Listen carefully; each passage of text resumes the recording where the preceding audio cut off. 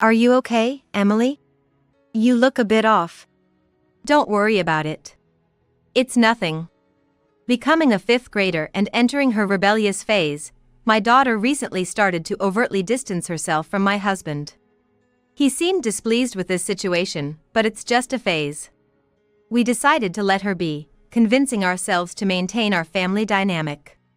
However, a few days later, the daughter who had been avoiding her father and showing a rebellious attitude suddenly said she wanted to sleep with him. As I was puzzled by our daughter's sudden change, my husband said with a smug grin, "It seems she had a bad dream last night. Scared to sleep alone, huh? She's still a kid after all."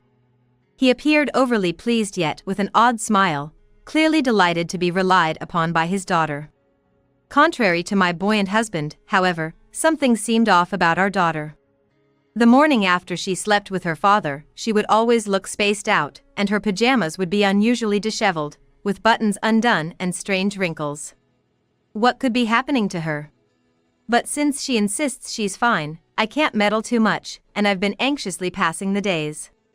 Then one day, I was suddenly called in by her elementary school and was asked a surprising question by the school nurse. "Your daughter seems to be under a lot of stress. Has anything changed at home recently?" After that, my husband started acting strangely.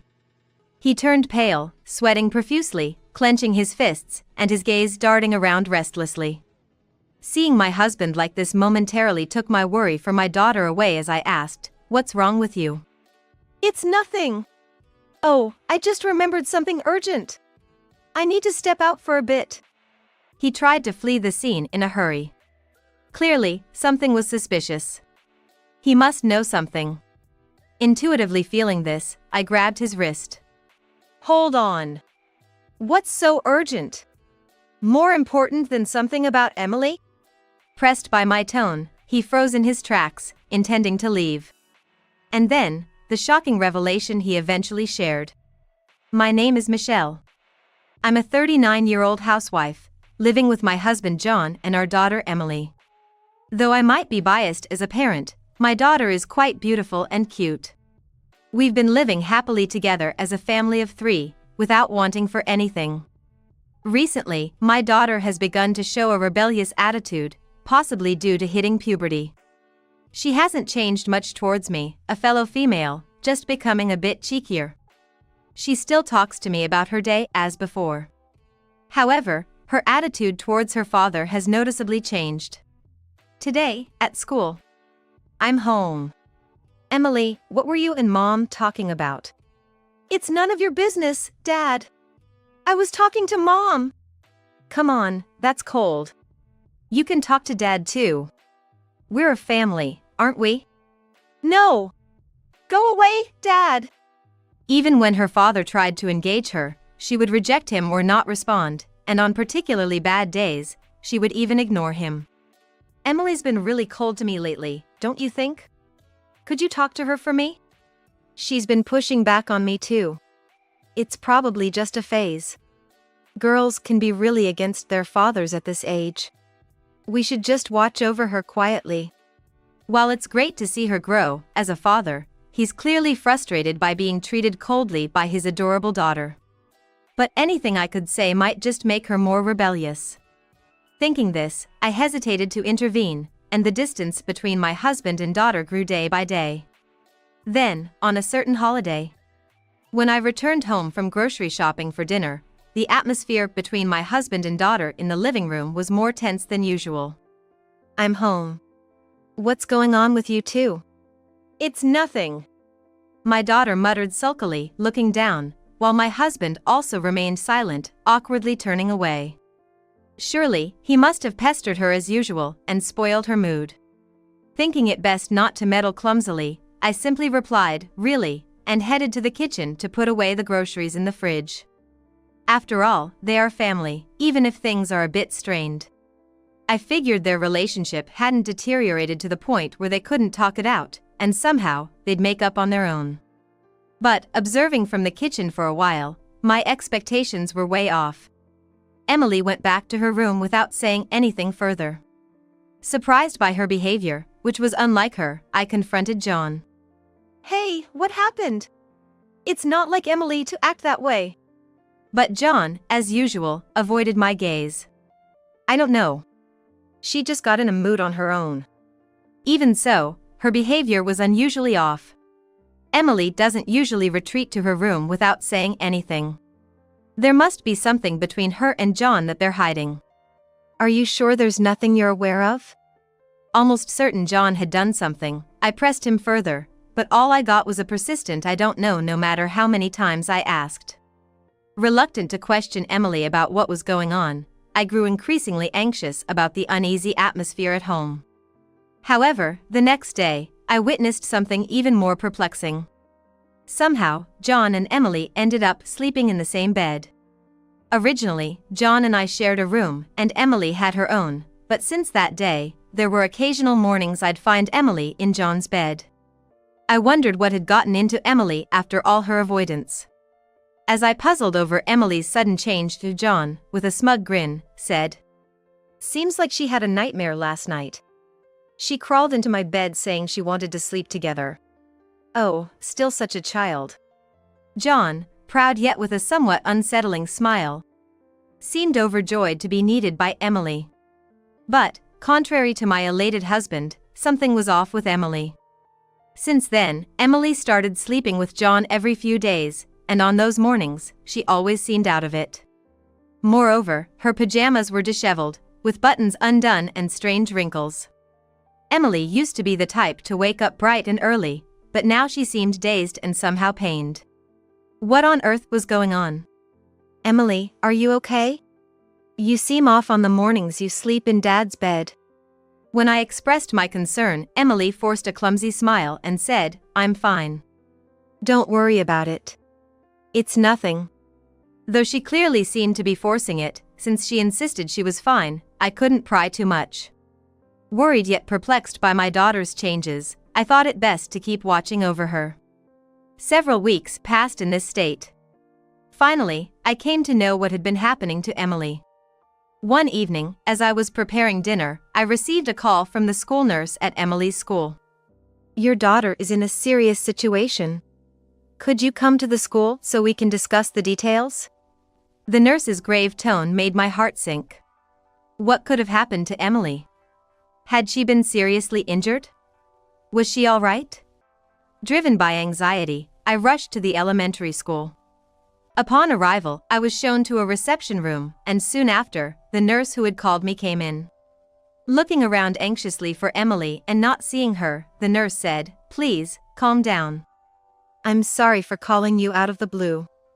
Your daughter is currently sleeping in the infirmary. It seemed like she was under a lot of stress, so we wanted to ask about her situation at home." "Stress? What do you mean?" The words from the nurse were so unexpected, I had to ask again. The nurse explained patiently. It seems Emily had gone to the infirmary to change because a button on her uniform had popped off while getting ready for gym class. When she took off her clothes, the nurse discovered she had a widespread case of shingles on her back. Shingles are often caused by stress or fatigue.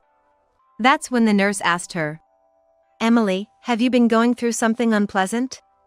Like, are you pushing yourself too hard on something?" At that point, Emily suddenly started crying.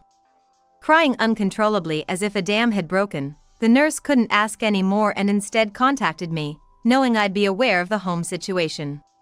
"It doesn't have to be anything major. Have you noticed any changes in Emily's behavior recently?" She asked me with a serious expression, looking me straight in the eye. As I recounted my daughter's recent behavior, I responded, "I think she might have entered a rebellious phase. Her attitude towards my husband and me has changed compared to before. I'm not sure to what extent that has stressed her out, though." While recalling recent changes in Emily, I realized something that concerned me. "Oh, I've noticed that Emily seems to have suddenly gained weight. Her food intake hasn't changed, and her snacking is normal, I believe." I had felt that Emily, who was always of a standard build, had suddenly started to look chubbier. However, as I told the school nurse, there hadn't been any significant changes in her eating habits, nor had her snacking increased unusually. Yet, the visible change in her physique over a short period made me suddenly worried that something not good might be happening to her. While I had noticed and been concerned about her change in physique, I hadn't at all noticed that she had developed shingles. I had experienced this disease myself once before, and it was quite painful. The guilt of not noticing my daughter's discomfort weighed on me.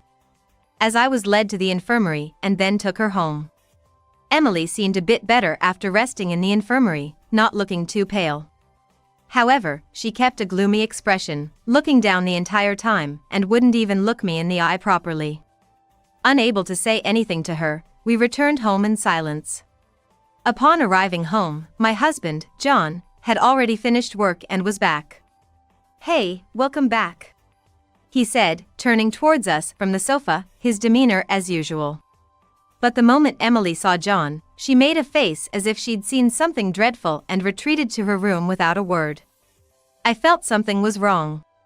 Emily had avoided John before. But she had never shown such blatant aversion and disgust. Could it be that John was the cause of Emily's stress? Contrary to my deep concerns, John casually asked, "You're back late. Anything happen?" His tone didn't seem worried about Emily, just making conversation. Feeling a bit irritated with him, I simply responded, "Actually, I was called by Emily's school nurse this afternoon and went to pick her up."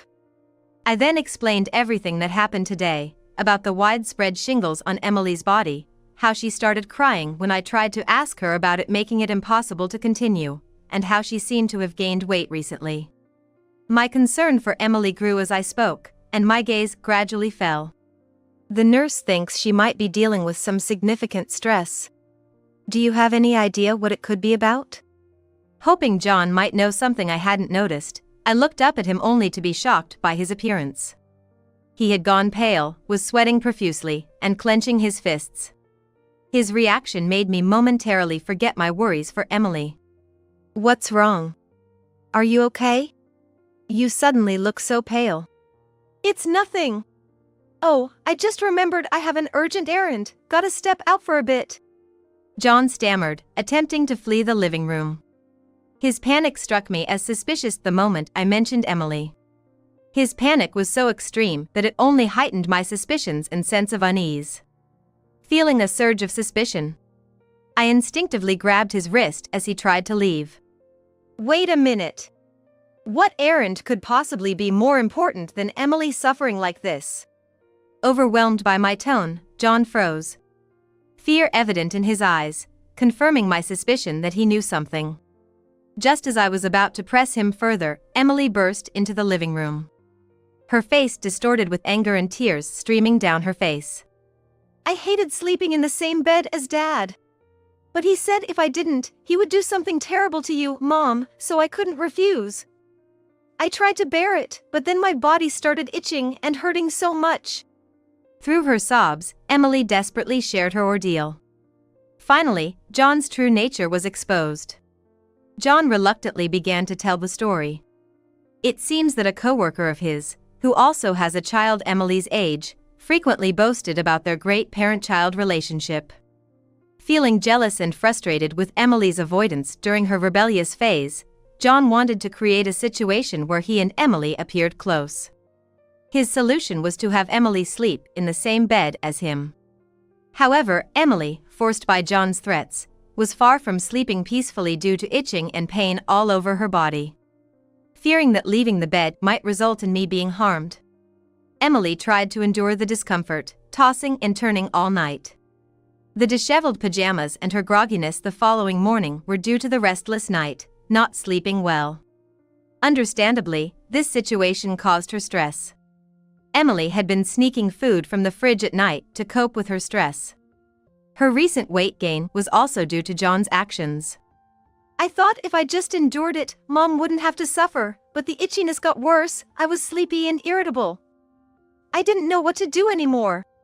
Moved by her distress, I hugged her tightly. Why hadn't I noticed sooner? My daughter had been making such sacrifices to protect me. Meanwhile, John was shaking for another reason. "To spill everything like this, what have you done?" "No, Michelle, it's not what you think. I didn't threaten Emily in any way, John said, clearly flustered and pale-faced. Seeing John still trying to deny his actions infuriated me. Don't play games. You're saying Emily is lying? Her suffering is evident. The fact that she's under such stress is proof enough, I shouted, my anger unabated, as John muttered excuses, looking away. I just wanted to get along with Emily. I had no idea she was feeling so stressed. To force her into compliance with your threats and then say that? I'm appalled. You have no right to call yourself Emily's father. We're getting a divorce. Being with someone who used threats to fulfill his own desires at the expense of his daughter, especially when those threats involved me, was unthinkable. I must not be of much importance to him, I realized. With that thought, I initiated the conversation about divorce with my husband. John began to protest in panic, but I was unyielding. Hey, listen to me. I admit I was wrong. I'll make amends. Please, let's not talk about divorce. My patience completely wore thin with my husband's pathetic clinging.